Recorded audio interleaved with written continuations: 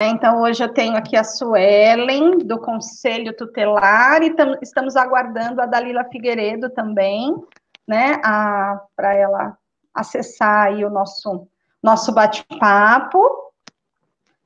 Agradeço, Suelen, tudo bem? Me dá um oi para a gente ver se ao vivo está ok. Olá, boa tarde a todos. A Dalila, vamos ver se agora a Dalila consegue. Ah, agora conseguiu, Dalila! É que eu tenho uma grande companheira chamada Mayumi. Desculpe. Ai, que linda! Parabéns para a Mayumi aí. Obrigada.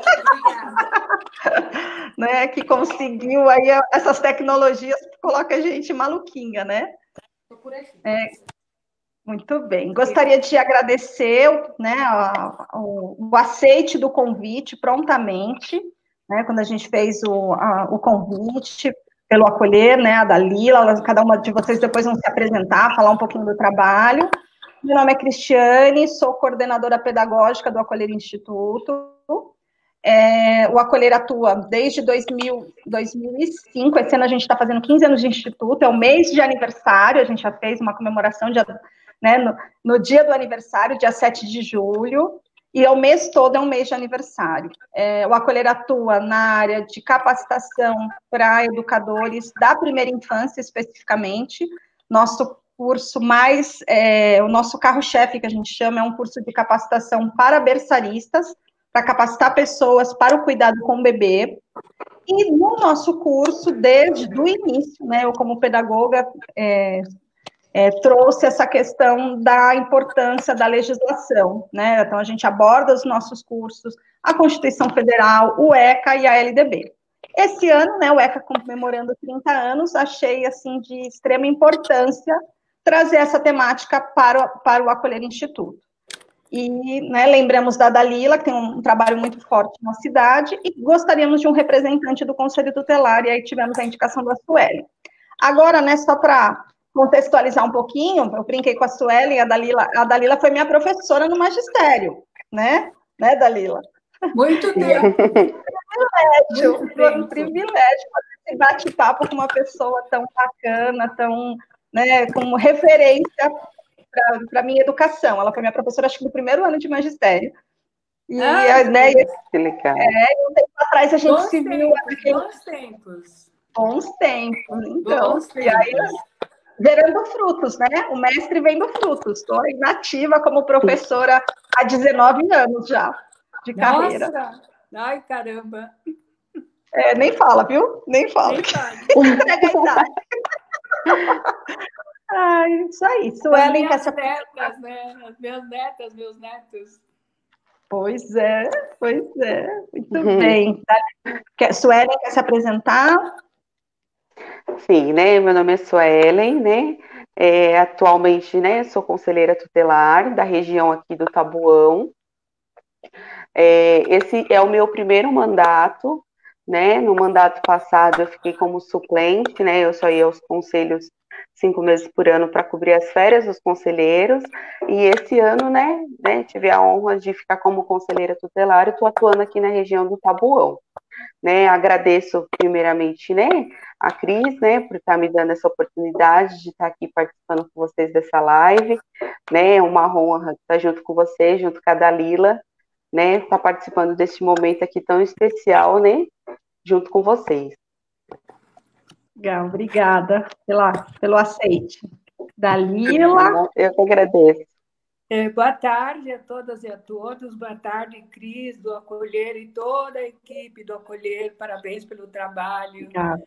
Eu acho que redes como essa são redes que fortalecem a garantia dos direitos de criança e adolescente. Eu estou muito feliz por estar com vocês e também com uma conselheira tutelar que eu admiro, que é a Suelen. Que linda. Está numa região estratégica, está na cidade de Guarulhos, que é a região dos Pimentas, né, Suelen?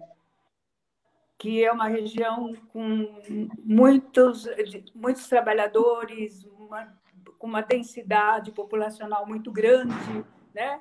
Então, a gente sabe que o papel do Conselho Tutelar ele é fundamental para que a rede realmente tenha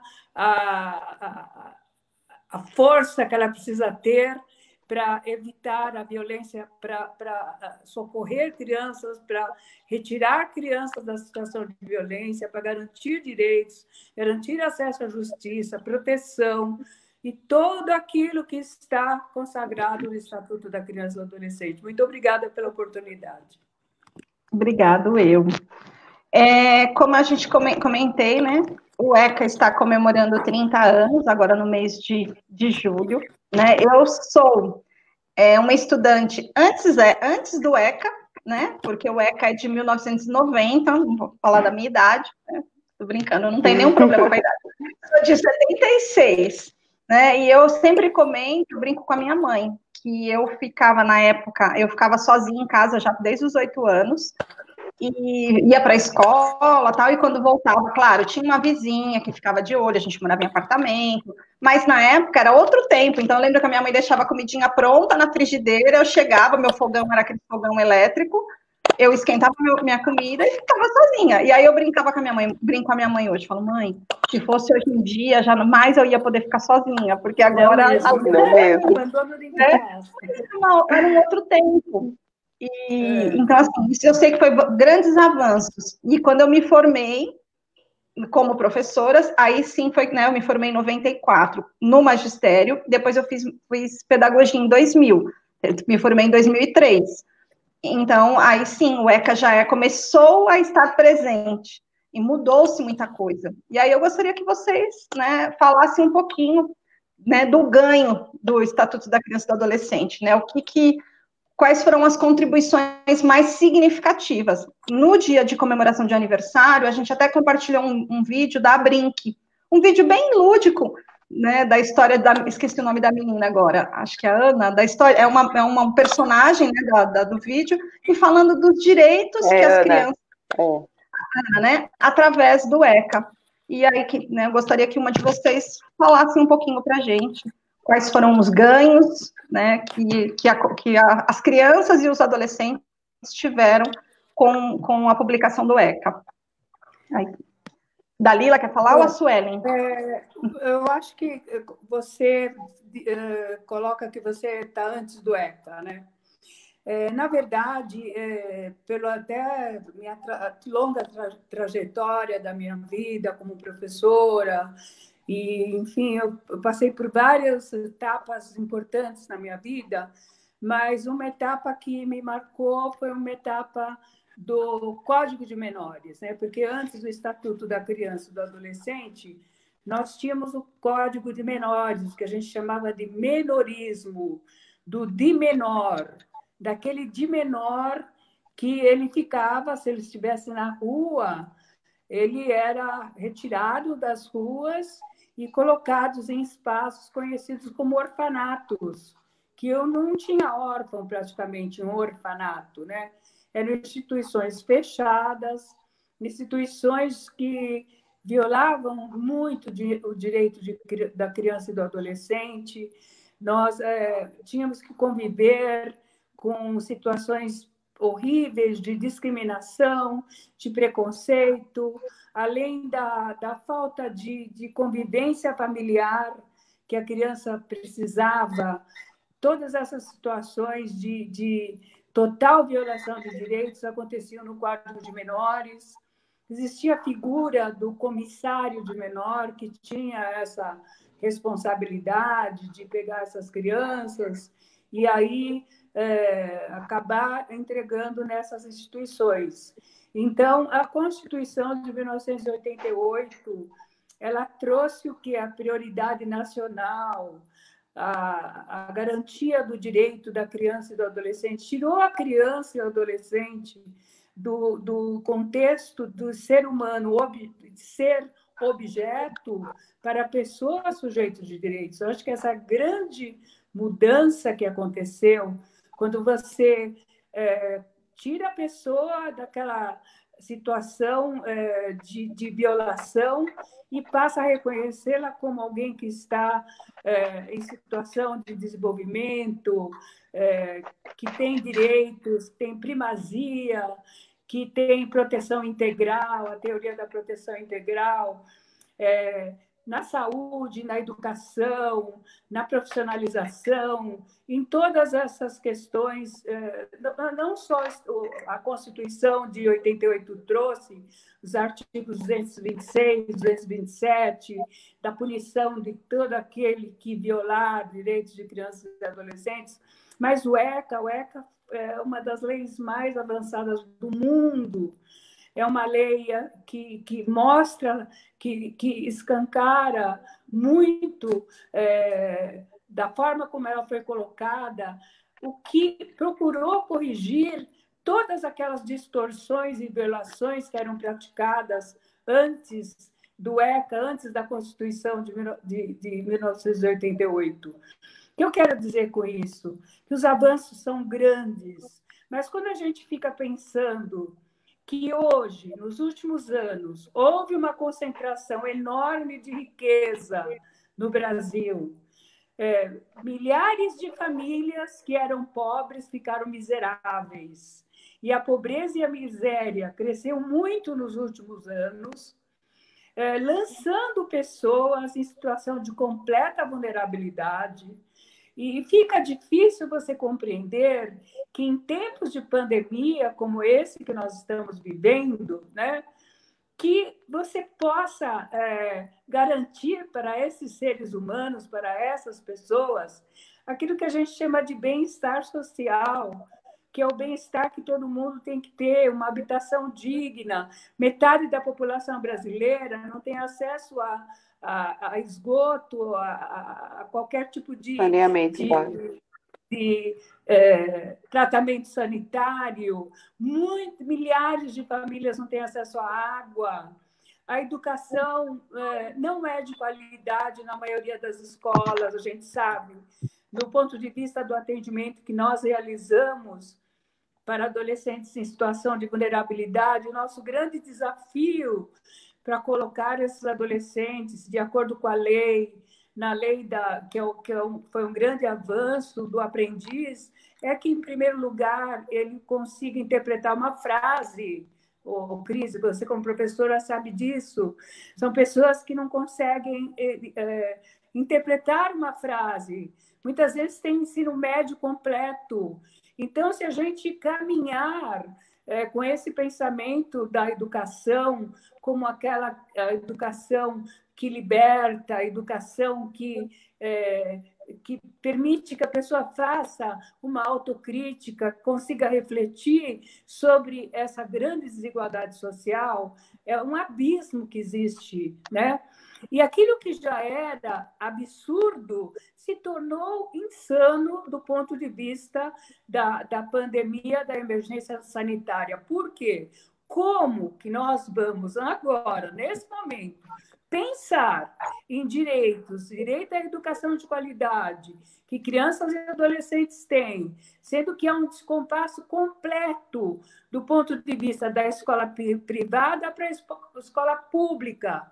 Nós sabemos o quanto nós avançamos com a realização do Enem, né? Nós sabemos que isso foi uma grande conquista. Agora, nós que estamos no movimento de defesa de crianças e adolescentes, movimento de igualdade de oportunidades, de justiça social, sabemos que não será uma tarefa fácil garantir justiça nesse momento. Para tanto, uma live como essa tem que realmente colocar o dedo na ferida, que é verdade, que violações de direitos são praticadas muito nesse momento de pandemia, subnotificadas, muito mais do que já eram subnotificadas, essa é uma grande verdade. Então, é nesse momento que o sistema de garantia de direitos, que reúne, que são todos nós, todas as pessoas, que são todas as organizações que estão no SUS, empresas, todas as pessoas da sociedade, agora sim que nós temos que saber como o Brasil vai agir diante desse cenário escancarado de desigualdade, de pobreza, de miséria e de injustiça. Essa é uma pergunta que não quer calar. Uau, né? Dalila, quando começa. E aí, Suelen, diante das considerações da Dalila, assim, só depois... fazendo um parêntese, quando a Dalila trouxe essa questão da pandemia, foi até uma das coisas que a gente conversou. Assim, e eu hoje, fazendo algumas novas pesquisas, né, e aí eu fiquei refletindo, um dos grandes direitos da criança é o direito de ir e vir, né, de estar nos espaços livres.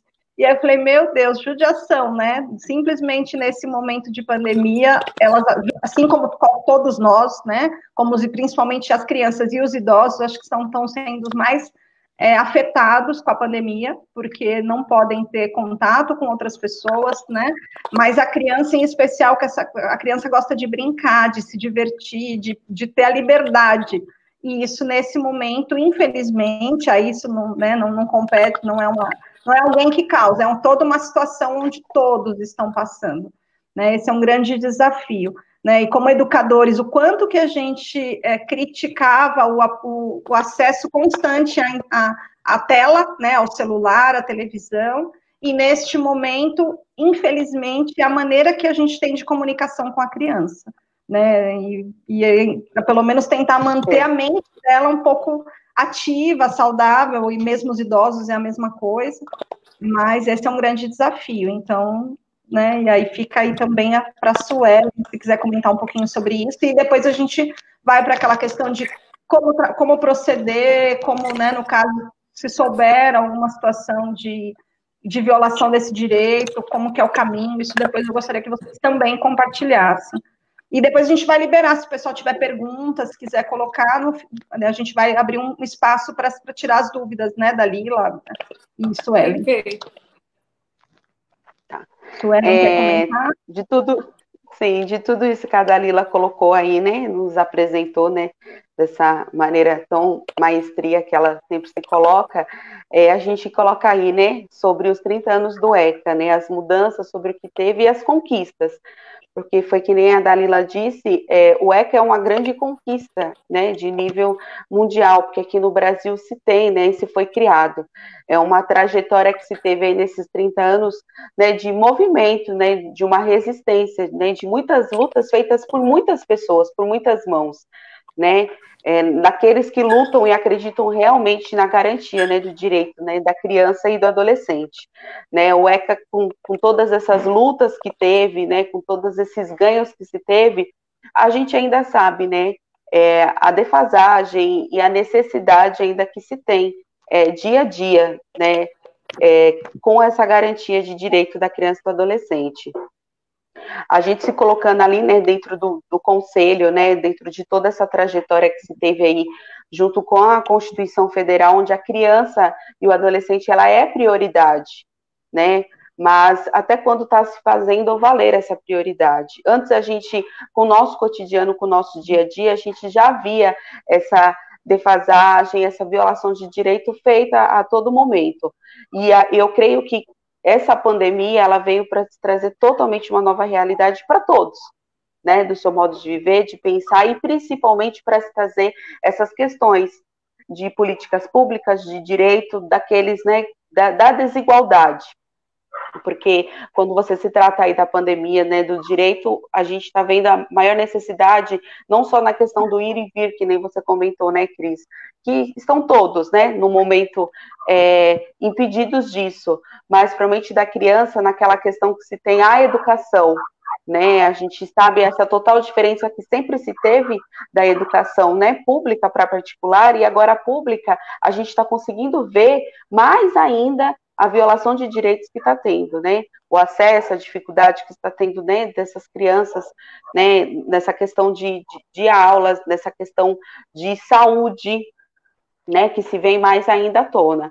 Mas mesmo assim, né, a gente entende, e eu acho que mais do que nunca, por todo esse processo que se teve do ECA, de toda essa conquista, não só, né, com o ECA, mas assim, né, de toda a questão de em si só, mais ainda o que vai ser, o que a gente tem que ainda continuar lutando mais ainda para se garantir, visto toda essa questão que se tornou diante da pandemia, né, ela Oi, oi, cortou um pouquinho aí. Aqui, quando passa um avião, cai tudo, a gente começa de novo. A Suelen, aqui também, não sei Dentro como da tá. pandemia, ou eu acho que teve uma falha que voltou? Acho que são os aviões, né, gente? Vocês estão na rota de avião, eu também, não sei. Então, eu acho que a Suelen também. Então, aí quando passa o avião, mas amém. Vamos lá, vamos seguindo. A gente começa Suelen, do então. zero. Alô? Oi, estou te ouvindo, tá indo bem. Colocaram que travou aqui. E agora, gente, se puderem dar um ok para a gente. Voltou? Oi, Suelen, está ouvindo? Falaram que a Suelen caiu. Voltou, falaram que voltou a gente. Então vamos seguindo nós, Dalila, por enquanto, até ela voltar. Inclusive, a Suelen estava colocando, eu acho muito bom ouvir o Conselho Tutelar, quando você fala em violação de direitos, e o objetivo é o que mudou, né, em termos de Estatuto da Criança e do Adolescente. Nós tínhamos muitos avanços interessantes, né? Sim, o mais importante de todos é a proteção integral, é você reconhecer a pessoa como sujeito de direitos. Primeiro tem aquela teoria da menoridade, do de menor, né? Sim. Ainda de menor assaltou adolescente. Então, a gente tinha esse pensamento que graças a Deus já saiu um pouco da mídia, de tanto que a gente reagiu a isso, né? A mídia também ela reforça muitas situações negativas, né? Eu acho que quando você tem, ao longo de todos esses anos, 30 anos, leis como o Estatuto da Primeira Infância, como a Lei do Menino Bernardo, quando você observa o quanto evoluiu o enfrentamento do abuso, da exploração sexual, mas é o que eu falo, tudo que eu estou falando diz respeito a como você recebe a denúncia e como essa denúncia é tratada, qual é o fluxo que você vai percorrer para que aquela pessoa seja retirada daquela situação de violência. Nesse sentido, é muito importante ter em mente a importância do Conselho Tutelar. Então, quando a Cris me convidou e ela sugeriu, o Conselho Tutelar, eu falei, nossa, tenho o maior prazer de estar com o Conselho Tutelar, porque situações assim muito graves, a gente tem situações de adolescentes grávidas, migrantes, que chegam no Brasil desacompanhadas ou acompanhadas de pessoas adultas, e vão parar em hospitais para dar luz a crianças, adolescentes dando à luz. A própria unidade, o próprio hospital, referência, ele trata de chamar o Conselho Tutelar. Esse fluxo de atendimento que tem por objetivo retirar a pessoa que é sujeito de direitos, que está em situação peculiar de desenvolvimento, que tem que ter o seu processo célere em qualquer circunstância, que tem a proteção integral, tem que chegar exatamente até o Conselho, para que o Conselho tome as providências, para que esse ser humano seja protegido. E aí eu estou falando de um caso especificamente, que eu acredito que a Sueli até conhece o caso, mas são centenas, milhares de casos que já foram atendidos por nós, que nós sempre, sempre, sempre recorremos ao Conselho Tutelar. Então, a gente, muitas vezes, no atendimento à violência doméstica contra a mulher, a gente tem o cuidado de observar a repercussão da violência doméstica contra a mulher na saúde mental das crianças, né? Essa saúde mental que precisa ser protegida. Ontem mesmo nós tivemos uma situação como essa e foi muito difícil lidar com aquela criança que já estava completamente traumatizada pelas cenas de violência que ela vivenciava no dia a dia. Então, nos últimos anos, a gente tem acompanhado a evolução do Estatuto da Criança e do Adolescente, mas, ao mesmo tempo, a gente tem uma preocupação, e aqui eu posso falar da Brinq. Nós estamos na rede da Brinq, que é uma rede muito importante, que tem por objetivo fortalecer as organizações não governamentais. Mais do que isso, a Brinq monitora o que está acontecendo na Câmara, no Senado, no Congresso Nacional, as leis que vão ao encontro ou de encontro aos direitos de criança e adolescente. Né? Olhar, por exemplo, que tem algumas leis que propostas que visam reduzir a maioridade penal e outras insanidades com as quais nós não podemos concordar. Então, acompanhar o que está acontecendo no Congresso, na Câmara, no Senado, ou seja, no Congresso Nacional, é muito importante. Então, esse trabalho também de advocacy, de lutar por direitos, é um trabalho da rede, é um trabalho das ONGs que lutam por direitos de crianças e adolescentes, é um trabalho da rede Acolher, quando ela pede, quando ela entra com uma petição pedindo o apoio de pessoas e organizações para a defesa de algum direito. Isso é muito importante que aconteça no Brasil, principalmente agora, quando a gente fala em abuso sexual e exploração sexual, que abuso sexual é uma relação muito forte, do mais forte, relação mais fraco, é uma relação de poder.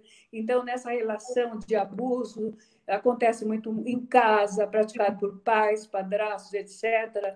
E, nesse sentido, aquilo que já era subnotificado, hoje a gente pensa, meu Deus do céu, quem já vivia com abusador dentro de casa, hoje está no cotidiano da sua vida muito mais calada, sem poder falar, sem poder reagir, e nós ficamos pensando o que fazer. Nós temos que conviver com essa realidade, infelizmente, por conta dessa pandemia, mas não que antes o abuso sexual, o estupro de vulnerável fosse algo notificado como deveria ser. A Suelen sabe, a Suelen, e você, Cris, sabe que a subnotificação é enorme em termos de abuso sexual, mas também na exploração sexual, que é uma relação de mercado, de troca de sexo por alguma coisa, porque nesse contexto a sociedade julga em desfavor da adolescente, em desfavor do adolescente. Por quê? Porque existe, sim, um machismo enorme, patriarcado nesse país.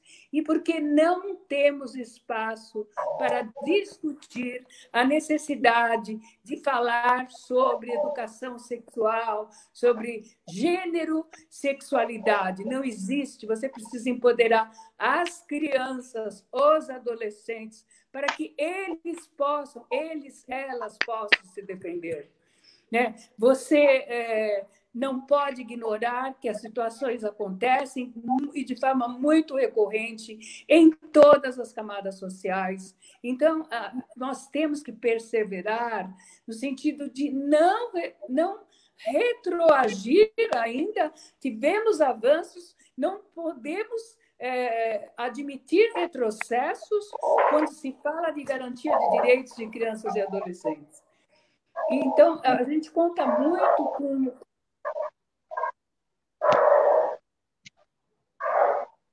Dalila. Travou a Dalila agora. Isso. Voltou. Tem um cachorrinho de fundo de algum de vocês. Dalila, tá me ouvindo? Tá ouvindo? Oi, Dalila. Oi, estou ouvindo. Então tá bom. Mas tem um ruído. Tem um cachorrinho em alguma de vocês, não sei. Lugar. Agora eu tô com fone, tá travado. Mas o pessoal está comentando aqui que é um tema muito importante, né, nos comentários. Parabéns para a Suelen, a região do Taboão é muito grande. Foi a Janete Pietá, ó lá, que legal. Muito obrigada por prestigiar. E a Dalila, temos que discutir esta questão estrutural do machismo de 30 anos do ECA. Né? Como porta-voz, vou colocar, Dalila, Janete, se não puder, mas eu vou colocar só a questão aqui de destaque nesse momento, depois eu tiro. Ó. Aqui vai entrar como... Né, ó, boa tarde, tema muito importante, parabéns, Suelen, pela região do Taboão, que é muito grande, e ainda temos que discutir essa questão estrutural do machismo, 30 anos de ECA. Muito bem. Obrigada, Janete. A Janete é um exemplo de luta e resistência contra o machismo, o patriarcado, contra o racismo. Muito do que a gente vem lutando, continua lutando hoje. Nós tivemos mulheres valorosas e temos, como a Janete Pietá, que nunca se abateu, nunca retrocedeu, esteve sempre à frente do movimento por igualdade, por equidade. Um prazer saber que você está ouvindo a gente, Janete. Isso aí, legal. Tinha caído a conexão, né, a hora que a Dalila estava falando sobre a questão dos retrocessos, né, e já teve gente falando de não poder admitirmos isso mesmo, não é possível a gente admitir nenhum retrocesso, né, quanto à questão do direito. E, assim, uma questão que vocês colocaram, que eu acho que é bacana, talvez, esclarecer, se alguém tiver mais perguntas, quiserem colocando, a gente eu vou passando para vocês, é a questão até da faixa etária, né? Quando a Dalila falou, é adolescente, é criança, se vocês pudessem deixar isso um pouco mais claro para as pessoas, né? Até que idade é criança, por exemplo, eu dei o exemplo de ficar em casa sozinho. Até que faixa etária uma criança é considerado criança e ela precisa sempre estar acompanhada por alguém, né? E até que, no caso dos pais irem trabalhar, por exemplo, e essa criança ficar em casa sozinha, até que faixa etária isso é permitido por lei, né? E quando se torna adolescente, para esclarecer isso para as pessoas, eu acho isso um tema bem... As pessoas, às vezes, têm muitas dúvidas em relação a isso. Se me permitem, né, falar, essa questão da faixa etária, até os 12 anos de idade, né, é considerado criança, né, pelo ECA. E dos 12 aos 17 anos, né, é adolescente. Então, às vezes as pessoas têm mesmo muito essa dúvida do que ainda é criança, do que é adolescente. Então, assim, até os 12 anos de idade é caracterizado criança, né? E dos 11 anos, né? Vamos dizer, 11 meses, criança. E dos 12 aos 17 anos é caracterizado adolescente, né? Independente de 12 ou de 17 anos, é de responsabilidade da família, né, de assegurar e de manter ali os cuidados, né, seja quando vai trabalhar ou, né, quando está em casa, de garantir, né, ali é a primeira rede de proteção da criança, é a família, então ela tem que assegurar esse cuidado com a criança e garantir o direito dela, né, de ter ali um lar e os cuidados de não se colocar a criança ao risco, né, independente se ela esteja sozinha ou se ela esteja acompanhada. É dever da família isso, né, a sua primeira rede de proteção ali é a família. Sim. Essa questão das redes de proteção é algo bastante importante, foi até uma das coisas que a gente conversou, né, como você mesmo falou, como a primeira rede de proteção. E aí, né, e depois vem normalmente a escola, né? Se quiser esclarecer um pouquinho sobre isso, sobre as redes de proteção, acho bacana. Aqui, né, dentro do conselho, dentro do ECA ali, né, é algo assim de extrema importância, né? Foi uma conquista que se teve, né, a criação do Conselho Tutelar, que ele é um órgão, né, que ele fiscaliza, protege, cuida e garante o direito integral, né, da criança e do adolescente. Então, nesses 30 anos de ECA aí, a gente tem como maior conquista também esse órgão, né, onde ele atua constantemente, diariamente e arduamente para a garantia de direitos da criança e do adolescente. Né, dentro do Conselho Tutelar, te falo aqui de nível município Guarulhos, né, Atualmente a gente tem 6 conselhos tutelares, né, onde trabalha, né, nessa garantia de direito. Como tinha comentado, né, até a Dalila mencionou quando a gente estava conversando antes, está totalmente defasado, né, diante do município, diante da população que nós temos, né, que está quase em 1.400.000 habitantes, nós deveríamos ter pelo menos 14 conselhos tutelares na cidade, para que tivesse sendo feito, né, de uma maneira mais produtiva e mais coerente a garantia dos direitos para as crianças, né? E a gente conseguir ter esse trabalho feito de uma maneira mais adequada e assertiva, deveria ter pelo menos 14, e nós temos 6, apenas 6 conselhos, né? A região do Tabuão, Centro, São João, Cumbica, Bom Sucesso e Pimentas.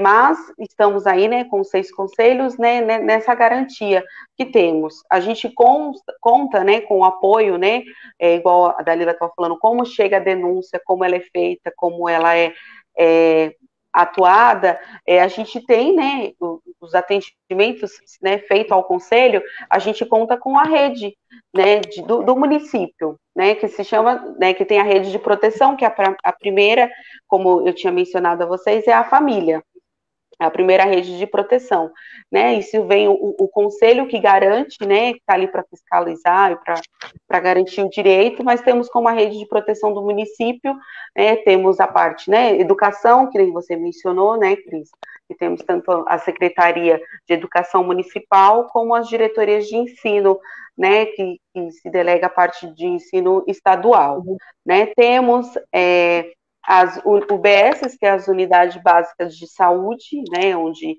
tem aí diversas, não sei pontuar para você exatas, um número de quantidade, mas essas você tem praticamente uma, assim, cada abrangência ali de bairros. Temos os CRAS, que é o Centro de Referência, Assistência Social, aqui no município, né, que se trata mais e se encaminha essas questões de baixa complexidade, né, de vulnerabilidade social, né, dessas questões, às vezes, mais assistencialista, né. Temos o CREAS, né, o Centro de Referência Especializado, né, de Assistência Social, onde se trata das questões de média e alta complexidade, né, onde nos dá esse apoio, né. Temos as questões também, né, o CAPS Criar, que se trata de algumas questões de saúde mental, e CAPS AD, que se trata nessas questões de drogas e álcool, né, fora a nossa rede de apoio também com o Ministério Público, Vara da Infância, né, Defensoria Pública. Então, tem essa rede de proteção no município, né, que está nessa luta e nessa garantia aí, junto com, para se concretizar, né, tudo que se tem no ECA, e não se permitir, que nem isso foi colocado de maneira alguma, que possa ter retrocesso, e sim sempre avanço. A gente sabe que tem algumas dificuldades, algumas limitações, mas nunca retroceder, sempre avançar, né, para que seja sempre garantido o direito, né, da criança e do adolescente. Legal, ótimo. Alguém colocou, né, a questão da compreensão do papel do conselho, se podia expor um pouquinho mais, né, como que funciona, não sei se a Dalila quiser primeiro fazer alguma fala, estou vendo, e aí depois a Suelen puder... Eu acho que a gente tem sempre que lançar luz sobre aquilo que nós conversamos antes de começar a live. Uma cidade como Guarulhos, que tem 1.400.000 habitantes, não pode seguir com apenas 6 conselhos tutelares. Por quê? A responsabilidade dessas pessoas é enorme. As denúncias chegam do Disque 100, mas chegam da rede da saúde, chegam das ONGs, chegam através de telefonemas. São muitas as portas de entrada para o Conselho Tutelar.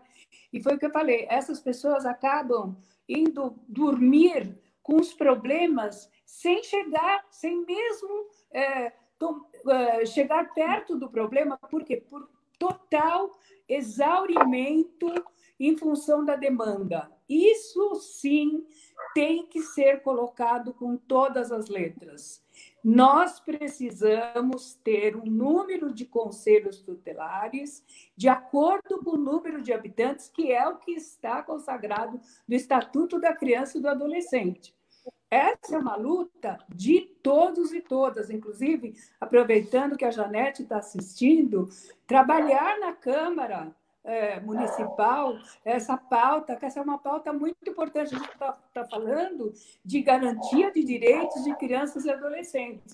Essa é uma pauta prioritária que tem que ser tratada na Câmara Municipal. É necessário que se discuta um número de conselhos e conselheiros capazes de dar conta dessa enorme demanda. Eu, sinceramente, como nós estamos na retaguarda das políticas públicas e reconhecemos o Conselho Tutelar como uma grande instituição que nos dá o respaldo que nós precisamos, nós ficamos assim preocupadas de sobrecarregar mais ainda os conselheiros da forma como nós acabamos fazendo, porque no campo da violência doméstica, do atendimento a vítimas de tráfico de pessoas, do atendimento a pessoas que deixaram o sistema penitenciário, mulheres, questões de guarda, etc., são muitas questões que a gente precisa dialogar, porque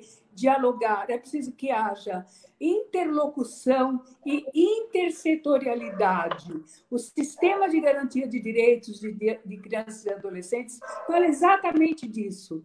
Interlocução, intersetorialidade, mas assim não deixar apagar a chama da necessidade de termos mais conselhos tutelares na cidade de Guarulhos. Isso é muito importante. É óbvio que nós estamos diante de um momento crucial para o mundo, né? Nós estamos diante de algo desconhecido. Então, a gente sabe que nós temos que ver os princípios constitucionais de saúde, assistência social, educação, habitação, saneamento, que são fundamentais para garantir a vida, a prioridade de crianças e adolescentes. Mas nesse cenário que nós estamos vivendo, como ficam essas escolhas, né? Como está a preservação da saúde, né? Como a gente pode garantir exatamente a crianças e adolescentes a segurança que ela precisa, né? Eu tenho muita preocupação, porque se eu tivesse que falar de casos e casos, né? A gente teve recentemente um caso de tentativa de suicídio de uma criança de 9 anos. Então, a gente sabe que as plataformas do mal estão presentes, a Cris colocou bem. Aquilo que a gente combatia, que era a criança, desde pequena, acessando o celular, acessando o tablet, hoje o que a gente vê é o quê? É muito mais uma situação como essa, tá? Como uma forma de sobreviver, porque nós somos um ser social. As crianças elas necessitam de outras crianças, elas necessitam dessa socialização e que acabam caindo em plataformas que se utilizam de pornografia infantil, tá? Aumentou muito o número de casos. A gente tem da Cifernet dados assustadores de acesso a conteúdos pornográficos. Então, eu fico bastante preocupada. E o que a gente pode dizer de um cenário como esse, a não ser de que a rede precisa estar muito fortalecida e vigilante e fortalecida, e conversar com quem você puder a respeito da proteção de crianças e adolescentes, a respeito do acesso, o que esses seres humanos estão acessando, o que exatamente estão acessando que está violando o seu direito. Porque a gente sabe que a violência sexual ela pode se traduzir através da pornografia, da exploração sexual, do tráfico de pessoas. A gente tem que ter este conhecimento para ser capaz de reagir a todas essas violações de direitos que acontecem, que aconteciam e estão cada vez mais potencializadas por conta do acesso à internet, às redes do mal, que a gente sabe que estão muito presentes na vida das pessoas. Verdade, né? Isso é muito triste, né, Dalila, eu acho. Então, assim, é algo bem preocupante, de alerta a todos, né, em todos os sentidos, tanto dessa criança com acesso, o que ela está acessando, né, esse cuidado das famílias, o que esses jovens e essas crianças estão acessando, que tipo de conteúdo é esse, quanto a questão da violência, da própria violência doméstica, como você mesmo falou, né, violência sexual ou violência doméstica, eu sei que tem aumentado muito, tanto entre né, a questão das crianças como a mulher, né, como a questão da mulher também, tem aumentado muitos casos, as pessoas estão tendo que conviver umas com as outras, isso é bom por um lado, né, a questão de rever essa família, eu acho isso muito importante, né, um tempo onde as pessoas antes mal paravam em casa e agora elas estão tendo que conviver umas com as outras, e a valorização da família, eu acho isso, né, é algo que todos nós estamos aprendendo a lidar, mas é um alerta. E aí, pensando nesse alerta, eu acho, assim, seria muito bacana uma de vocês, talvez, né, como proceder, né, por exemplo, eu sei que, de repente, eu percebi que o meu vizinho, um exemplo, tá, que o meu vizinho está sempre gritando com o filho, às vezes você vê a criança chorando sempre, constantemente, porém, assim, Cristiane, tenho muito temor também nisso, porque quem vê de fora não sabe o que está acontecendo lá dentro. Mas é importante, como que é esse alerta, como que funciona, como que vocês lidam com isso? No caso do conselho, né, depois se as Brad quiser falar, a Dalila como representante das Brad quiser falar um pouco mais sobre essas atuações, mas no caso do conselho, como que a pessoa procede? Eu percebi como que o meu vizinho, sei lá, eu percebi constantemente que o meu vizinho grita demais com o filho, fala palavrão, um exemplo, tá? Estou escutando só esse vizinho. Como que é o procedimento? Estou, né, fazendo uma situação hipotética. Como proceder? Sim, você pode, né, pode não deve, né, estar denunciando essa situação, né? A maioria das pessoas, igual você disse, elas temem, não só porque não saber o que está acontecendo lá dentro, mas elas também ficam, será que vão descobrir que fui eu? E se a pessoa vir aqui depois querer tirar satisfação? Ou se virem me ameaçar? Então, assim, as denúncias, elas são de uma maneira anônima, né? Nós temos aqui, né, no município 6 conselhos tutelares, né, onde tem um telefone, onde você pode estar fazendo essa denúncia pelo conselho tutelar, você indo pessoalmente até o conselho, né, ou pelo telefone, e também a gente tem um caminho que é o Disque 100, né, é um caminho aí onde vem, né, sobre os direitos humanos, né, onde você faz a denúncia de uma maneira totalmente anônima, você não precisa se identificar, né, e você pode estar denunciando essas questões, né, as denúncias feitas, né, pelo conselho, sempre a gente pede que o mínimo que tem que se ter sempre é o endereço correto. Às vezes as pessoas pensam, eu não tenho o nome inteiro da criança ou da família, isso é uma maneira que a gente até consegue lidar com a situação na denúncia, mas o endereço, ele é de uma maneira, assim, fundamental, porque às vezes as pessoas querem denunciar, ouvir uma situação, ou às vezes mora até na mesma rua, ou sabe que é no bairro, mas fala, olha, eu sei o nome da rua, eu não lembro o número da casa. Então, assim, as denúncias, elas são feitas de uma maneira totalmente anônima. Você pode, e se quiser, você pode denunciar, pode se identificar, mas sempre é de uma maneira anônima. E sempre assim, passando o nome da criança, o nome da mãe, do pai, né, da questão com quem a criança mora, avó, avô, tio, né, e o endereço, né, que é assim, fundamental, né, para essas denúncias, tanto pelo conselho como pelo Disque 100. tá? As denúncias feitas para o Disque 100 é feita, né, para o Disque Direitos Humanos e é repassada aos conselhos tutelares, né, onde a gente averigua essa situação. Como a Dalila tinha mencionado no começo, as nossas denúncias, elas não são recebidas apenas pela demanda da rede do município.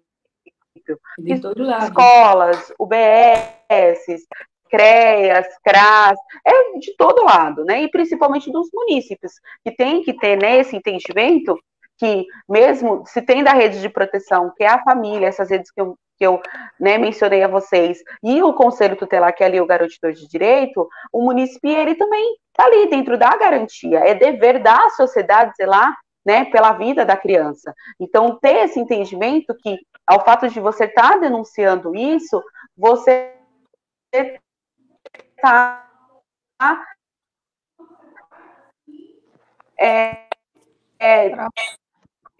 Travou um pouquinho. Pelo menos para mim. Fazendo Travou um pouquinho. Que o direito daquela criança não seja... Oi, voltou? Voltou. Pelo menos para mim, voltou.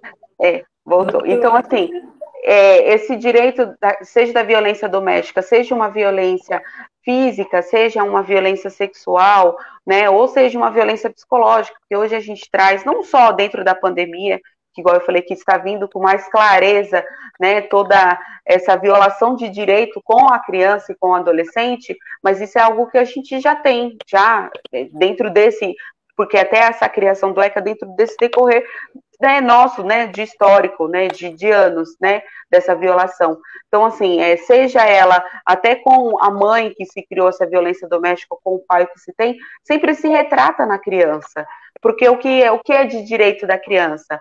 Né, você ter ali o acesso à educação, à saúde, ao lazer, ao direito de ir e vir, mas aos cuidados, ao afeto, ao amor, que isso você tem dentro da tua casa.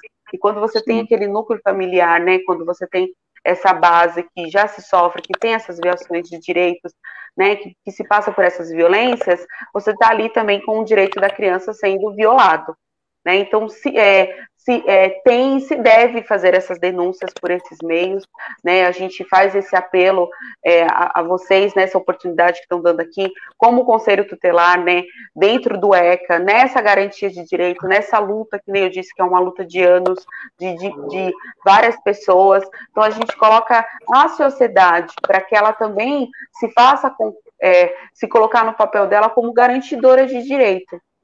Né, como para que se tenha aqueles direitos da criança violados, seja em qualquer circunstância que se seja, né, que seja feita essa denúncia, que seja levado, mesmo com toda a estrutura, né, com toda a defasagem, igual a Dalila colocou, que é de extrema necessária até que a gente consiga atuar e garantir os direitos da criança e do adolescente aqui no município de Guarulhos, seria de extrema importância que tivesse mais conselhos, mas assim, temos os 6 conselhos, estamos trabalhando ali arduamente. O Conselho Tutelar, ele funciona de segunda a sexta-feira, às 8 às 17 horas, né, de funcionamento nas suas sedes, mas ele é um órgão que ele não tem interrupção. Então, assim, após as 17 horas, tem os plantões.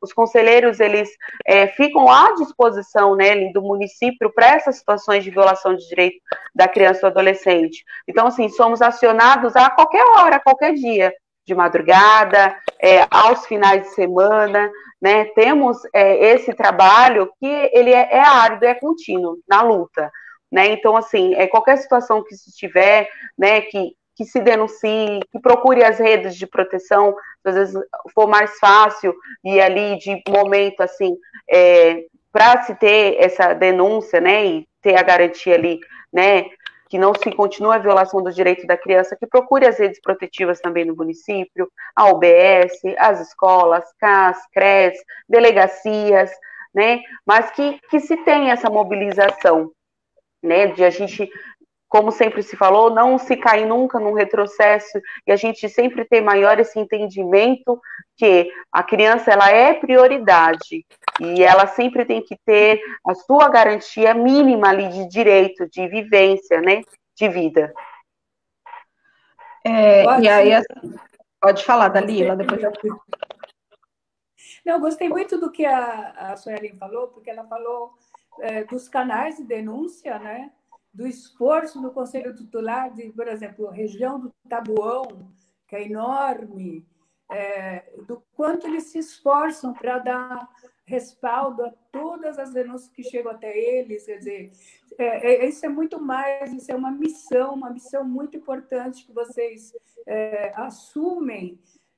E nós, que estamos na retaguarda da política pública, temos a obrigação dessa parceria e de valorizar cada vez mais o trabalho que os conselhos tutelares realizam. Esse é um trabalho que não para, esse é um trabalho que está 24 horas por dia no ar.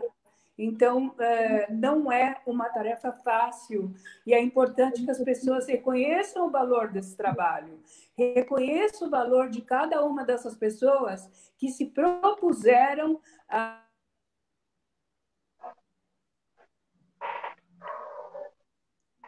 Oi, acho que a Dalila travou agora.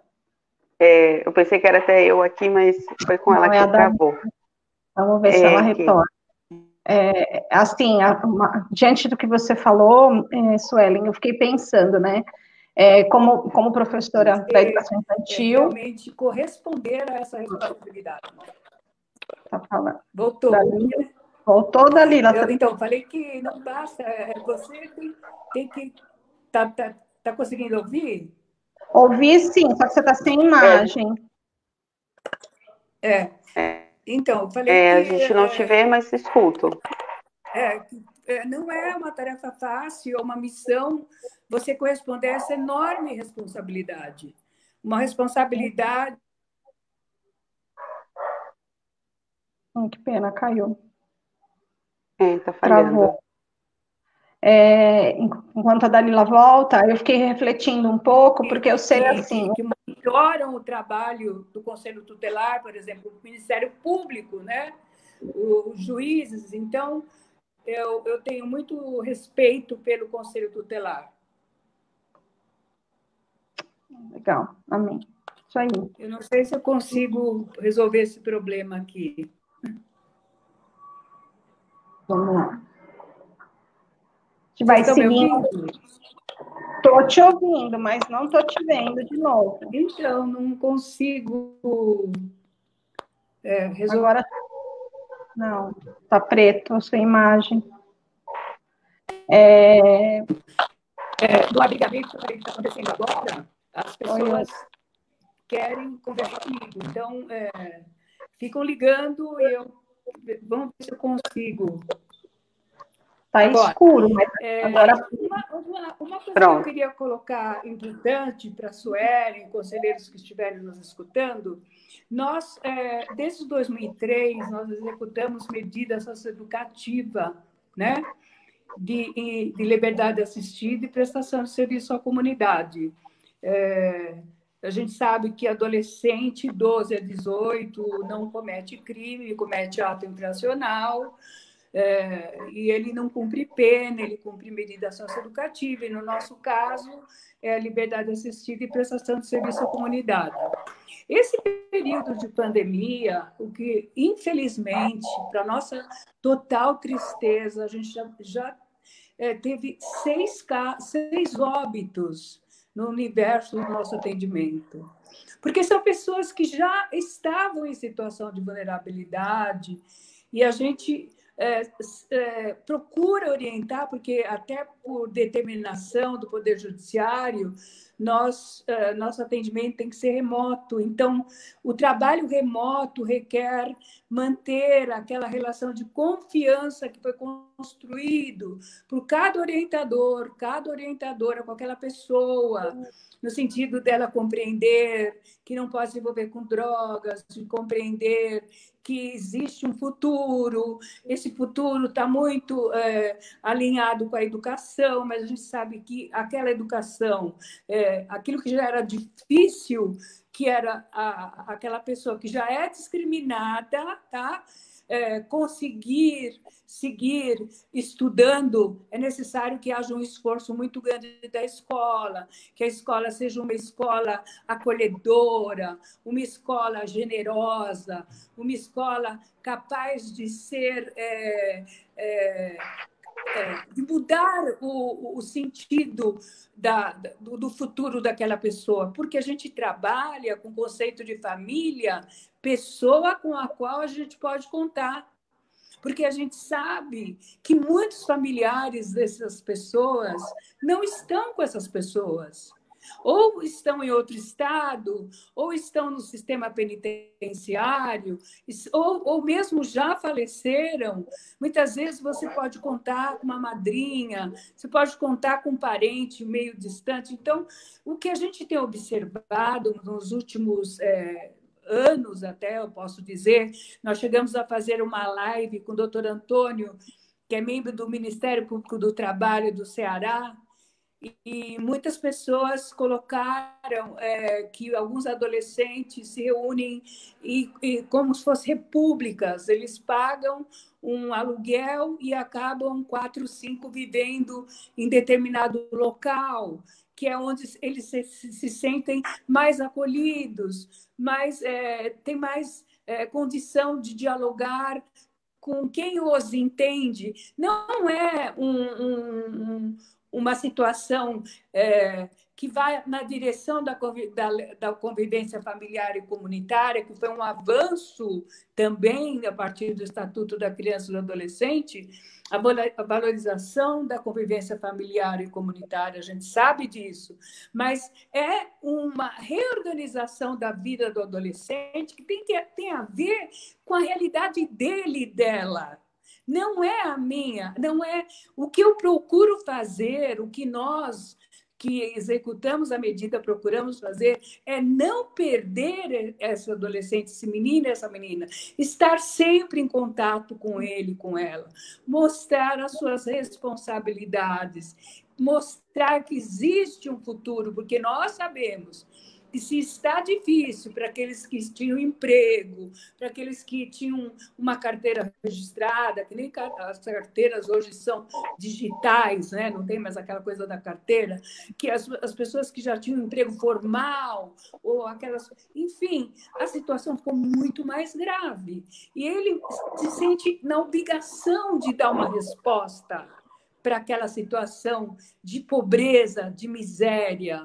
Por mais que a ajuda humanitária emergencial tenha sido uma das grandes responsabilidades do Projeto Gaia, da equipe que executa a medida de LA e PSC, para além da ajuda humanitária emergencial, que são cestas básicas, kits de higiene, absorventes, fraldas para muitas adolescentes que têm bebês, enfim, um universo de coleta de leite para doação, é muito mais do que isso, é você mostrar que está junto com ele, com ela, que nós estamos juntos para a construção de um futuro que seja um futuro bom para ele, para ela, que ele possa ter uma vida equilibrada, produtiva, que ele consiga pensar que ele pode mais, que ele pode amanhã ser um advogado, um engenheiro, uma médica, uma enfermeira, não importa, é preciso tirar a trava de que ele, terminando o ensino médio, acabou, porque os adolescentes, quando você pergunta, você estudou até que série? A maioria diz, acabou, eu acabei. Então, essa trava que existe, esse abismo social, esse apartheid social, nós precisamos acabar com ele agora. Esse é o momento de rever isso.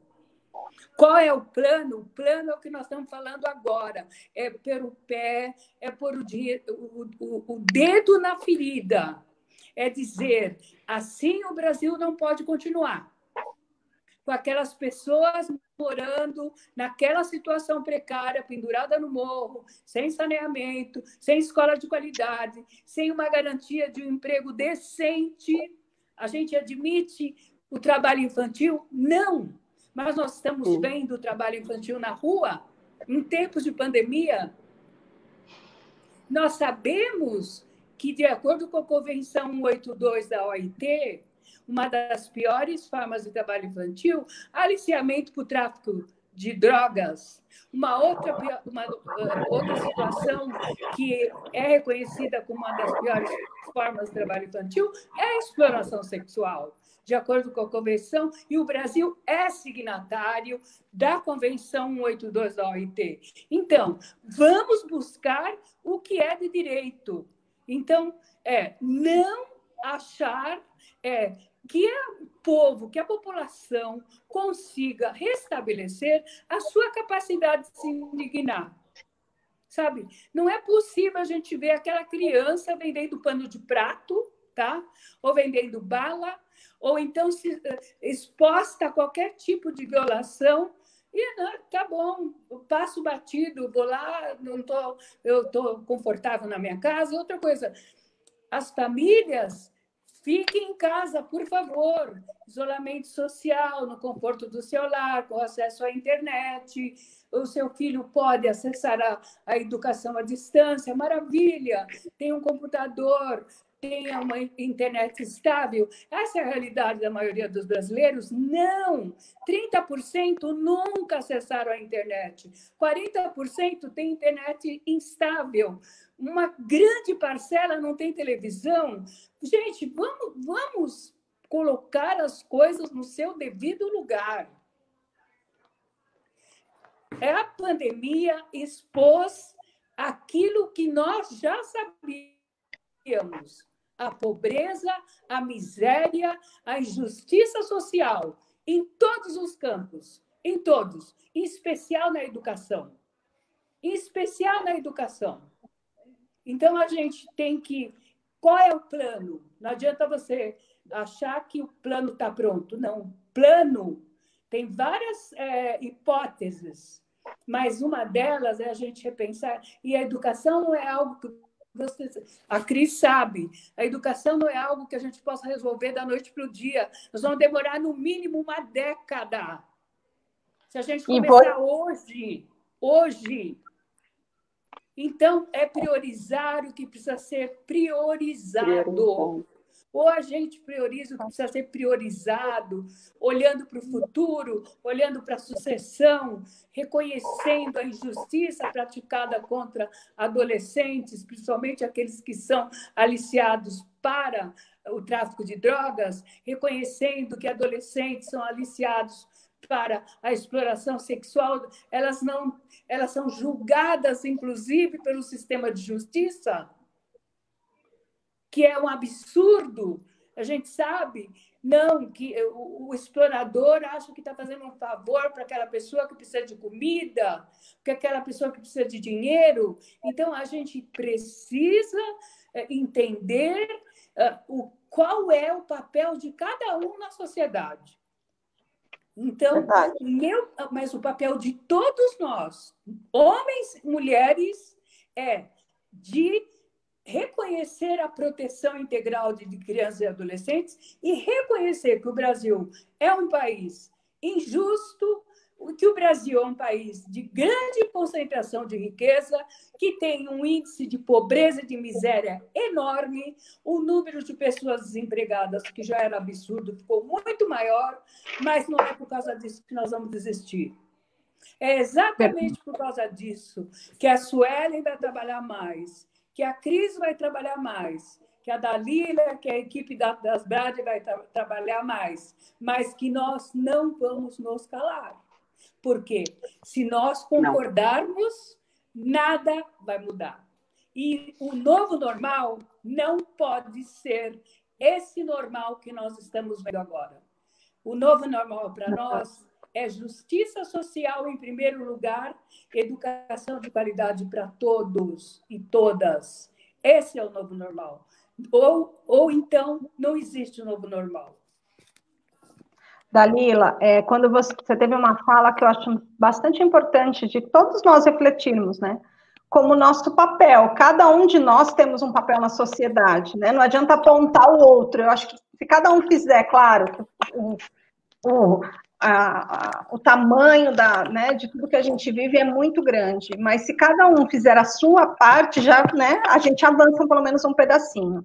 E tem uma pergunta aqui que a Thaís fez, que eu achei muito importante, né, como a gente já são 4h15, passa muito rápido, e a Dalila tem um compromisso, ela me falou que só pode ficar até 4h30. Então, a gente meio que, né, a Thaísa Garcia, eu vou pôr na tela para todos verem, Thaísa dá licença, mas como ela pôs público, ela tem uma pergunta do seguinte, ela gostaria de saber qual é a importância do conteúdo do ECA, né? Diante da importância do conteúdo do ECA, ele nem sempre ele é de conhecimento das crianças e adolescentes. É dever de algum órgão que eles conheçam essas leis? Né? Eu sei que a escola tem também esse papel. Até o vídeo que eu compartilhei na página do Acolher, exatamente no aniversário do 30 anos de ECA, que é da Brinc, né, que a Dalila já falou muito bem o papel da Brinc, a Brinc finaliza esse vídeo falando disso, né, para que os professores elaborem cartilhas, para que eles discutam isso com as crianças, conversem, né, sobre os direitos da criança e do adolescente. Mas quero estender a vocês se tem um órgão específico que é responsável, tem o dever, né, de propagar, para que a criança conheça essas leis. E aí? Eu não sei se a Suelen quer falar. Quer falar, Suelen?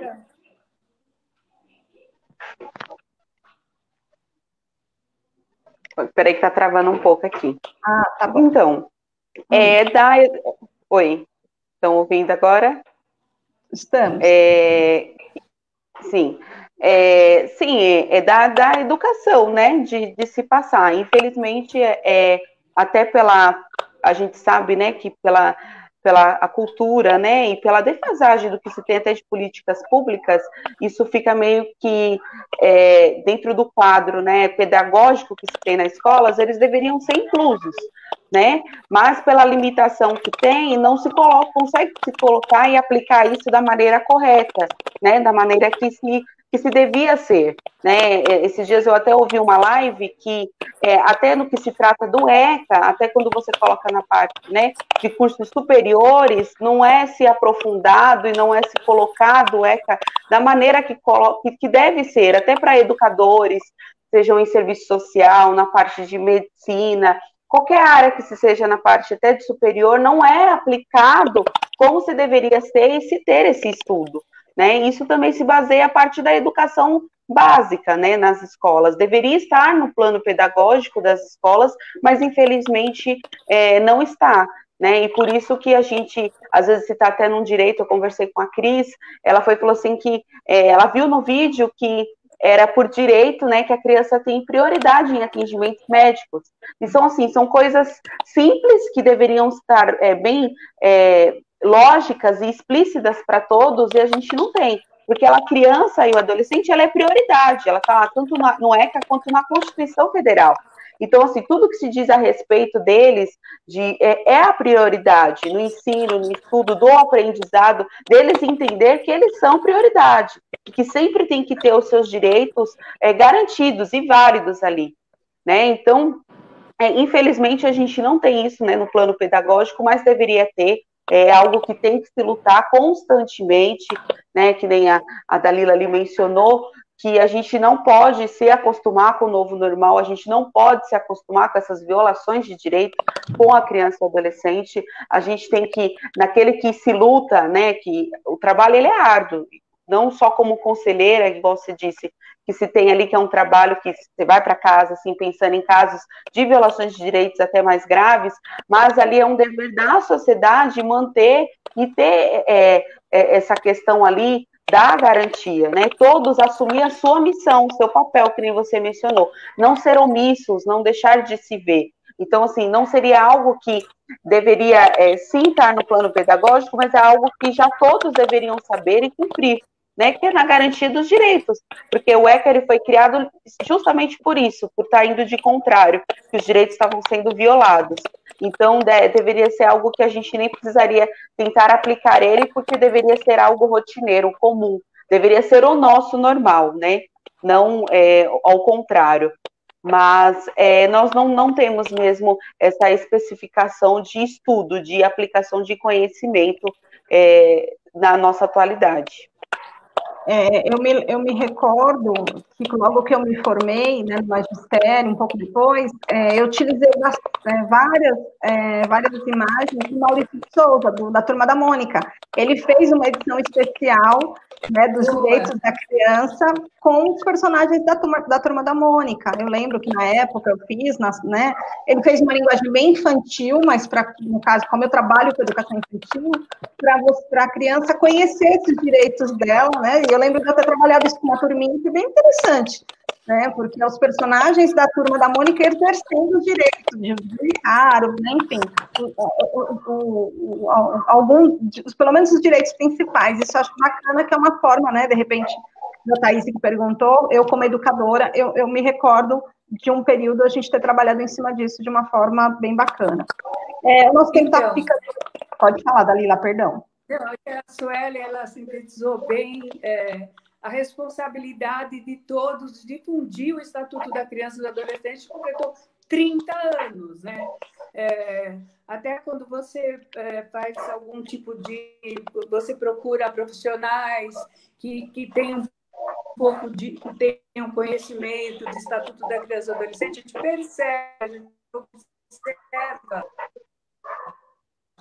esse vazio, essa necessidade desse conhecimento do Estatuto da Criança, do campo da ciência social, do campo da psicologia, então, mas de forma aprofundada. Por quê? Porque é só dessa forma que a gente vai conseguir dar a volta por cima, sabe? Não é o que eu falei, a educação a gente não vai resolver da noite para o dia, tá? Mas se você considerar que um dos aspectos importantes do Estatuto da Criança e Adolescente é a educação, o valor da educação para o acesso social desse ser humano, é aí que você pensa como fazer. Você colocou uma iniciativa, e por que essas iniciativas exitosas, elas começam e param, né? É uma pergunta.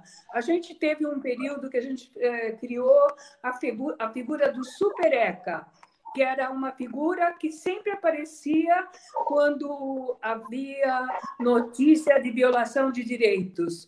Então, era uma forma de você mostrar que aquilo era errado, porque no ECA está assim. Uma coisa que eu acho que está no plano decenal e que a gente tem que falar muito é protagonismo. Discutir políticas públicas com as pessoas que serão que vão sentir as políticas públicas na sua própria pele. Então, esse protagonismo é uma coisa que a gente percebe que ele está ausente em vários segmentos, em várias situações. Ele está ausente nos conselhos, ele está ausente nas redes. Está uma rede que tem por objetivo, eu acho que a Cris conhece, a Rede Peteca. A Rede Peteca ela tem o objetivo exatamente de dar voz para essas pessoas, para crianças e adolescentes, dar voz, mostrar que é possível, que essas pessoas consigam refletir sobre os seus próprios direitos. Então, esse é um papel muito importante que a própria rede Acolher poderia trazer adolescentes para falar um pouco sobre o seu território, sobre a justiça, sobre o que ela pensa sobre os seus direitos. Isso amplia o olhar. Falar com pessoas que estão naquela situação peculiar. Isso é muito isso. Infelizmente, eu gostaria de ver um dia a Câmara Municipal, a Assembleia, a Câmara Federal, com crianças, adolescentes, que tenham voz. A educação é assim, assim, a saúde é assim, assim. Eu não tenho direito à profissionalização por causa disso, daquilo e daquilo. O saneamento, porque esse espírito do protagonismo precisa ser realmente discutido e reconhecido pela rede de atenção de crianças e adolescentes. Legal. Ó, a Beatriz Cerverghini, não sei se eu falei o nome correto, ela colocou que existe na educação municipal, né, aqui de Guarulhos, o quadro de saberes necessários, fato. E nele o PPP está pautado nas normas do MEC, inclusive no ECA. Muito bem, muito legal, né? Então, as redes, portanto, as redes setoriais que ocorrem contra o Guarulhos Cidade, que protege é o nome deste grupo. Né? Então, muito bem, muito legal. Beatriz, obrigada pela... Né, os PPP das escolas precisam concluir, contemplar isso, com certeza. Dalila travou. Dalila? Oi? Oi. Pronto? Eu gostei muito da sua sugestão aí. Eu acho que é a imagem. Eu gostei muito da sugestão, né, de trazer jovens para discutir sobre esses direitos. O nosso tempo está começando a ficar reduzido, mas eu queria, né, trazer o quanto, quando a gente fala de educação nesse momento de pandemia, o quanto que a educação teve que crescer com isso. Eu tenho certeza que depois da pandemia a educação não será mais a mesma, porque é ruim por um lado, tudo que a gente tem vivido, mas eu acho que a educação vai ganhar muito, porque nós, professores, tivemos que, de última hora, né, ter que se reinventar, é a palavra do momento, né, reinventar, mas aprender a mexer com a tecnologia, porque antigamente os jovens sabiam muito mais de tecnologia do que os próprios professores, né, e hoje a gente teve que buscar outros recursos, e isso é muito produtivo, né, a gente tudo tem que tirar o lado bom da coisa, né, do limão, tirar a limonada, como dizem. E eu acho que isso é um ganho muito grande para a educação. Né? Então, ao meu ver, tá? Ao meu ponto de vista. A gente tem 5 minutinhos, porque eu sei que a Dalila precisa sair. Dalila, se você quiser só falar um pouquinho do papel das BRAD, eu já coloquei o teu contato no chat. Eu queria deixar assim, uma mensagem de esperança, em primeiro lugar, porque eu acredito, sobretudo, na força da juventude, na força do adolescente, na vontade que ele tem de vencer, de superar. Eu acredito que a sociedade consiga sair de uma forma diferente, porque ela observa que do jeito que está não pode continuar, né? Quando você pensa em planos de retomada das escolas, você vê um vazio. Esse vazio tem nome, né? Esse vazio chama-se desigualdade em todos os sentidos. Então, enquanto sociedade, é um momento de reflexão. Existem vários projetos tramitando no Congresso Nacional. Agora, recentemente, houve um grande debate sobre o Fundeb, que é muito importante. Nós temos que pensar que o Brasil é um país continental, faz fronteira com 10 países. Eu já trabalhei nessas fronteiras. Assim, a gente fica impactada de ver que a gente trabalha com a rede possível, e muitas vezes a rede possível é uma diretora, é um conselheiro tutelar indígena, é uma assistente social que faz a maior diferença para aquela população, porque tem comprometimento, tem qualificação, tem garra para seguir em frente. Então, eu acredito que esses 30 anos, passada essa pandemia, as coisas virão de uma forma diferente, olhando mais para aquilo que deve ser visto, que nós devemos seguir pensando em igualdade de oportunidade para todos. Nós devemos seguir combatendo bravamente o racismo estrutural. Nós não podemos seguir aceitando o racismo, nem seguir de forma nenhuma com tolerância. Travou. Nós devemos combater a nossa... Travou, Dalila. Travou. Tem Então, uma. nós devemos trabalhar bravamente para buscar essa sociedade que é possível e viável na medida em que nós vamos ter que mudar completamente. Não é do ponto de vista tecnológico, não. Do ponto de vista da desigualdade social que ficou escancarada em tempos de pandemia.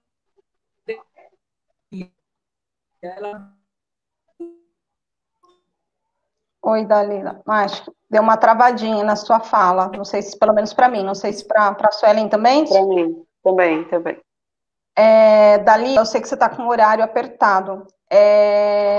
Tem uma mãe que fez, né, a Vilma, em nome, né, a pedido de todas as crianças do Brasil, ela coloca sobre a questão, né, do retorno das aulas, né, que ela não se sente segura, ela faz um pedido, né, do grande risco, que teria, tá aí no chat, depois vocês conseguem ler a mensagem inteira, do grande risco que tem o retorno das aulas, né, para essas crianças nesse momento, e ela pede uma ajudar os nossos governantes para que ele entenda os pedidos, né, para o não retorno das aulas.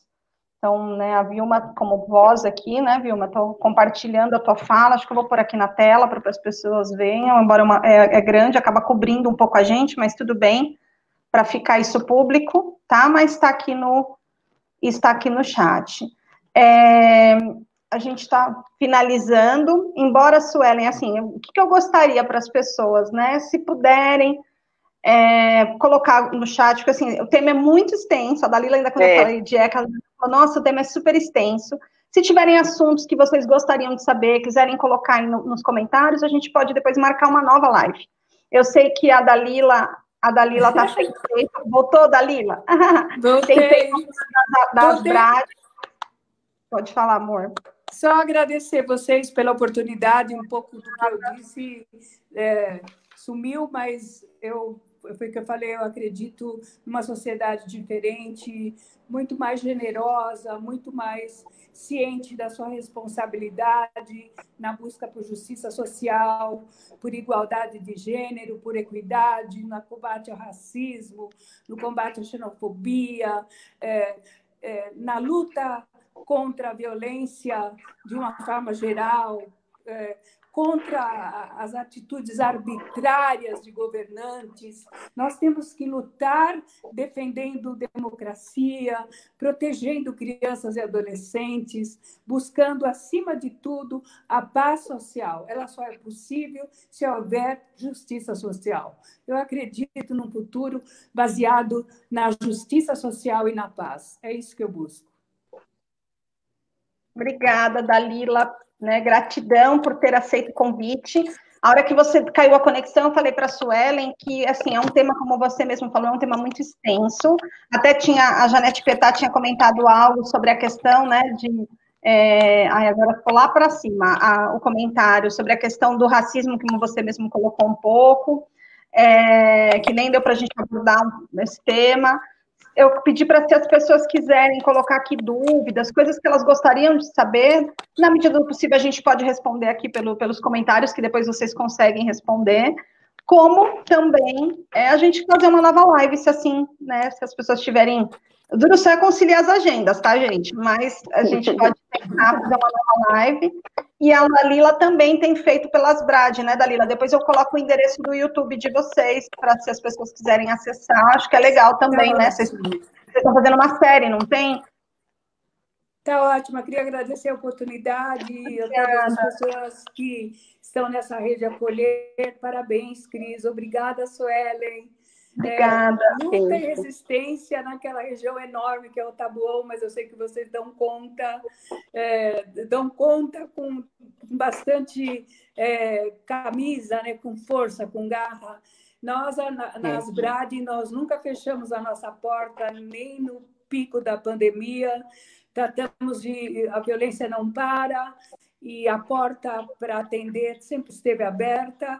E, graças a Deus, o Conselho Tutelar nunca nos faltou, e nós estamos aqui presentes na luta que não é só nossa, mas é de todos nós, e é somente com essa união, com essa interlocução, intersetorialidade, que a gente vai conseguir dar conta desse Brasilzão, que é um país continental como o nosso, cheio de desigualdades, mas de uma riqueza, de uma cultura fantástica que nos orgulha muito. E eu sou do Maranhão, viu, gente? Eu não sou de São Paulo. Tá bom? E é um privilégio ter uma professora, né? Agora, depois de né, tantos anos, poder conversar com uma professora minha do magistério. É um prazer, viu, Dalila? Um grande prazer. Ai, caiu a conexão da Dalila de novo. Então, assim, a gente já está no ar aí quase quase 1h40. Né? Agradecer a Suelen. Só tinha uma questão, se você puder só esclarecer para a gente fechar. Quando você fala o caso das denúncias, né? Então, alguém teve o caso de denúncia, qual que é o trâmite a partir dessa denúncia? Porque muitas pessoas ficam com receio de, né? Como que funciona isso no Conselho Tutelar?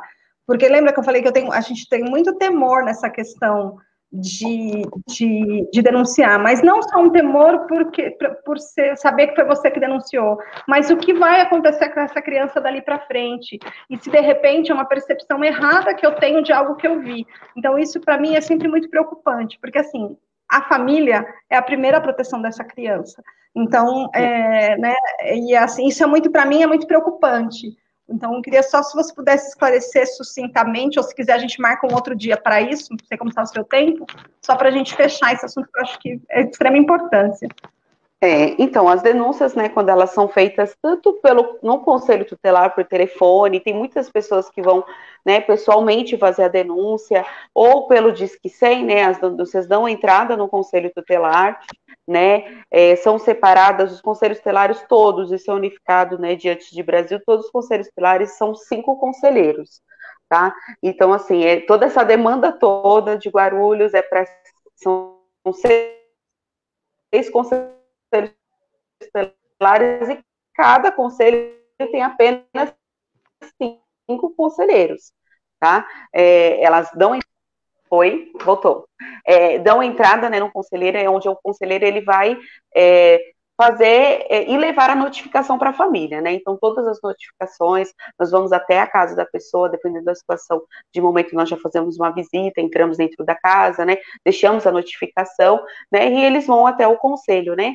Para, né, se fazer esclarecimento daquela denúncia, né? Onde a gente ouve a criança, ouve o adolescente, né? Lá eles são, né, a prioridade, né? Então a gente faz a escuta, né, dessa criança, né, desse adolescente, né, e encaminhamos, né, para os órgãos, né, que se cabe necessário dentro daquela denúncia, né? A saúde, né, a CREA, as CRAS, CAPES, né, damos encaminhamentos, né? Ressalvando, né, que os conselheiros tutelares eles estão ali para garantir, né, para fazer a garantia do direito, né, da criança ou adolescente de qualquer que seja estar sendo violado. Então, todas as denúncias, igual eu disse, quando se vem a denúncia, elas são de maneira anônima, a gente, né, se pergunta ali, né, para os responsáveis, para a criança se passa o que está se acontecendo, né? Então, assim, esse é o trâmite, né, que se tem. As denúncias dão entrada no conselho e a gente vai até a residência, vai até as casas, né, se levar essa notificação, né, chamar para que seja até o conselho, né, para que faça essa escuta, né, que se faça ver essa denúncia, tá? Toda essa parte que se tem de algumas denúncias de uma maneira mais técnica ou uma maneira mais específica que tenha se ter com ela, é encaminhado para a rede de atendimento. Que aí eles vão fazer, né, a metodologia do atendimento e se vê realmente numa área, parte técnica do que se é necessário, né, para garantir o direito daquela criança, né, para sanar aquela violação. Então, é dessa maneira, e a gente, né, pede mais uma vez, né, eu salvo essa grande necessidade da sociedade se colocar ali, né, no seu papel, né, não ser omissa, né, se fazer essas denúncias, né? Porque esses são os meios, né? O Conselho Tutelar, ele não tem perna, ele não consegue atuar em tudo isso se ele não tiver a ajuda da sociedade, né? Nós estamos ali para garantia, mas a gente não consegue ver, né? E ter acesso a tudo. Então, a sociedade, ela é a principal, né? Nessa questão. E como a Dalila, né, pontuou, também coloca aqui, também acredito, né, nessa sociedade, né, nesse futuro, num futuro bom, né, num país aí que a gente é um país que tem, né, as suas dificuldades, mas a gente, né, ela falou, tem grandes riquezas, é um país democrático, acredito que vai se tornar um país igualitário, né? Hoje em dia as pessoas elas estão tendo mais consciência, elas estão sendo mais articuladas e elas estão conseguindo sim lutar mais e ir atrás, né, ali dos seus direitos, né? Isso que se trata principalmente, né, a criança. Então, eu acredito que a gente ainda tem muito, já ganhamos, mas ainda temos muito que construir e juntos, né? Então, que se façam essas denúncias, né, ao conselho tutelar ou as redes de atendimento do município, que nem eu mencionei aqui, ou não se permita e que não se deixem de fazer. Como eu mencionei a vocês, se for possível você publicar na página do Acolher, né, os endereços e telefones dos conselhos tutelares, isso a gente também tem, né, na página, né, da prefeitura, né, no município, na parte ali da Secretaria de Assistência Social, que nos dá os apoios, mas você também poder colocar para vocês terem, né, esse contato, né, e juntos, né, a gente tenta... Eu coloquei você já. Colocou nos comentários. Okay. Só que eu acho que só recebi 5. Então, assim, né?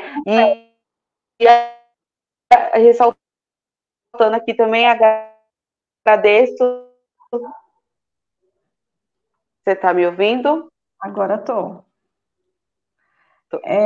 Então, assim, eu agradeço a oportunidade que vocês me proporcionaram, né, de estar junto com vocês, né, nesse debate, nesse tema de extrema importância, né, que é o ECA, que é a garantia do direito da criança, né, e do adolescente, junto com vocês, né, com o Instituto Acolher, né, que eu conheci recentemente, mas eu vi o trabalho fantástico que vocês realizam, né, que como coloquei que o ECA é a luta, né, da garantia, assim, de várias mãos, e vocês no Instituto ali do Acolher também é uma dessas mãos que faz aí esse trabalho legal, né, aqui no município de Guarulhos.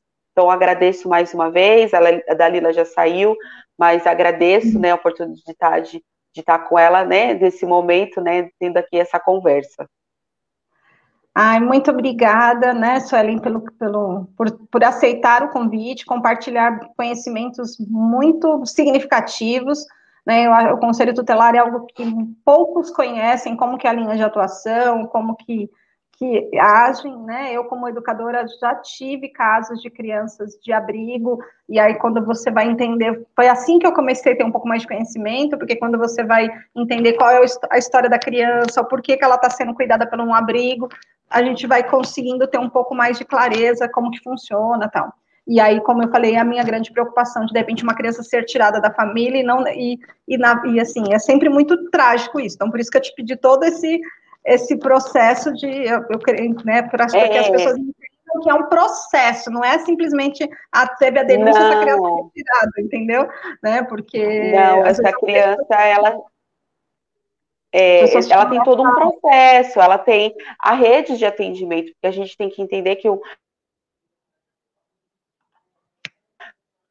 quando se tem qualquer que seja de denúncia ou de violação, você tem ali uma questão de vulnerabilidade, né, tem tudo isso. Então, assim, a rede de apoio, né, o conselho, ele está ali, ele é o primeiro órgão, o primeiro garantidor, mas a rede de apoio do município vai dar esse apoio para a família, né, vai fazer todo esse trâmite. Então, assim, essa questão do abrigamento, a rede, o conselho, o Ministério Público, isso ele sempre quer como última opção, porque essa só é a opção de quando todos os direitos, todas as tentativas da rede do município, elas foram escassas, né, e elas não conseguiram se validar naquela família, e o direito da criança continuou sendo violado. Então, não quer dizer que você vai fazer uma denúncia no conselho tutelar, que o pai ou a mãe já vai perder a guarda, não vai conseguir ter mais os cuidados, ou não vai ter um contato com a criança, né?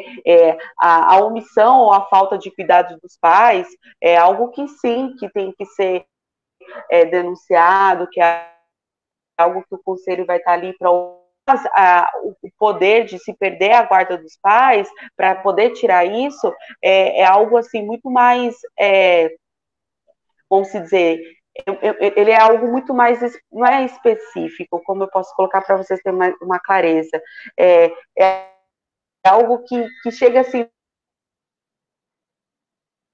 foi violado, ou aquela criança Cortou sua fala, ela Ellen.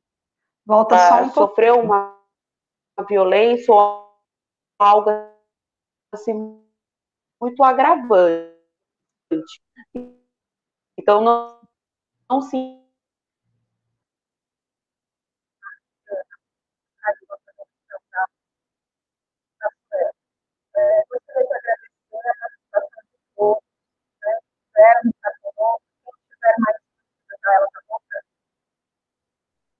Oi? Oi, tinha caído. Já estava finalizando aqui, mas finaliza a sua fala. Pode falar. A gente estava na parte de que, né, os casos que chega a se perder uma guarda, casos extremamente graves. Eu acho que é legal, para quando eu gosto muito do significado das palavras, né? Conselho. Se a gente pensar em conselho, é aquele que aconselha, é aquele que orienta. Então, não sei, né? Eu gosto muito disso, do significado das palavras. Conselho tutelar. Tutela tem a ver com proteção. Então, quer dizer, aquele que aconselha, que orienta. Exatamente. Né, a tutela da criança. Então, não sei, se a gente pensar na própria palavra, já dá para entender. Exatamente isso. Mas é exatamente isso, né? O conselho tutelar, ele está ali diante do ECA, a gente coloca como a garantia do direito da criança e do adolescente, mas é exatamente ali. Ele está ali para cuidar, para proteger, para aconselhar, né? Os responsáveis, o pai, a criança ou o adolescente, porque ele está tanto ali dentro dos direitos da criança ou adolescente, mas dos seus deveres, porque a gente sabe que às vezes tem toda essa questão da estrutura da família, que dá o apoio, que dá a sua proteção, que faz os seus deveres, mas a criança ou adolescente não faz ali o dever dela. Então, assim, o conselho também está nessa questão ali do aconselhamento, da tutela, do cuidado com ele, de mostrar que da mesma forma que não é que ele tem os seus direitos, ele tem os seus deveres. Que isso é importante. Que é o que abrange os deveres ali com a Dalila, né? Ele chega a cometer isso, quando ele chega a cometer um ato infracional, né, ele se paga com a medida socioeducativa. Então, assim, não é que só tem ali os seus direitos, que, vamos dizer, a criança ou adolescente pode se fazer o que tiver ali no seu entender, né, no seu arbítrio. Não, ela tem os deveres dela a se cumprir. E se ela, da mesma forma que se tem dentro do ECA, né, ali as diretrizes que tem, né, para os pais quando eles não cumprem, né, com os seus deveres com a criança ou adolescente, também tem o mesmo, né, para o adolescente, que quando ele não cumpre com os deveres dele, quando ele não cumpre com os deveres da sociedade, né, da maneira que a sociedade se impõe, com as regras, com os limites, ele se tem as medidas socioeducativas, né, que aí é o trabalho que a Dalila se realiza. Muito legal. Isso, né? Acho que assim a gente consegue encerrar. Muito obrigada mais uma vez, Suelen, né? Foi um bate-papo super gostoso. Algumas, né? A Vilma acabou de colocar aqui. Muitos agradeceram, né? A Vilma acabou de colocar que é muito importante esses cuidados com as nossas crianças, porque são indefesos. Temos que ter alguém para se preocupar com eles. E ela agradece de coração. Pelo que eu entendi, ela é líder do Jardim. Agora lá para cima, Jardim Maia, né, que além de mãe, ela é líder do Jardim Maia, e aí cortou, então, a fala dela aqui, né, a escrita. Mas muito obrigada, Vilma, pela sua participação, várias, a Vera, a Patrícia Lara, que é parceira nossa, a Thaís, que também participou bastante, Juliana Gomes, muitas colocaram que foi muito produtivo. Obrigada. Agradeço mais uma vez. Agradeço a todos que estiveram aqui nos prestigiando, né, participando junto, né, nessa busca aqui de conhecimento que nós estamos juntos, né? Aqui cada dia é aprendendo, né? E nessa luta diária que a gente não pode nunca desistir, que é de priorizar quem deve ser priorizado, né? Que a Dalila falou, que é a criança e o adolescente. Tudo bem. E aí eu coloquei, tá aqui a parte do nosso curso de capacitação para educador infantil, né, que diante desta pandemia a gente está, né, se reinventando e ele está sendo de uma maneira semipresencial ou até praticamente totalmente online, então tem um link aí para quem tiver interesse, quiser saber mais informações, e colocando que o acolher desde o início, né, a nossa turma de berçarista, para você ter uma ideia, nós vamos abrir a turma número 75, a gente tem 15 anos aí de capacitação para cuidadores do berçário, né, educadores, né, capacitação para educadores do berçário, e desde o início, quem tem a Vera, inclusive, que está por aí, é uma das minhas alunas, a gente trata a questão da importância do ECA, da LDB, né, como, o ECA como direito, agora tem a BNCC, que traz os direitos da criança, né, os direitos de aprendizagem da criança, totalmente pautada também no Estatuto da Criança e do Adolescente. Então, quem quiser mais informações, quiser, né, trabalhar um pouco mais nessa questão, fica aí a nossa dica também, tá bom? Obrigada, Sueli. Tá bom, então. Obrigada. Ela colocou a Vilma, só para eu esclarecer, líder do Jardim Maia, São Miguel. Muito bem. Muito bem. Obrigadão. Legal, legal. Sueli, obrigada a todos, viu? Vou fazer um post com os endereços dos conselhos, tudo para ficar bonitinho, sim, tá bom? Sim. Tá bom, obrigada. Obrigada a você, obrigada a todos. Um abraço, gente. Obrigada, tchau.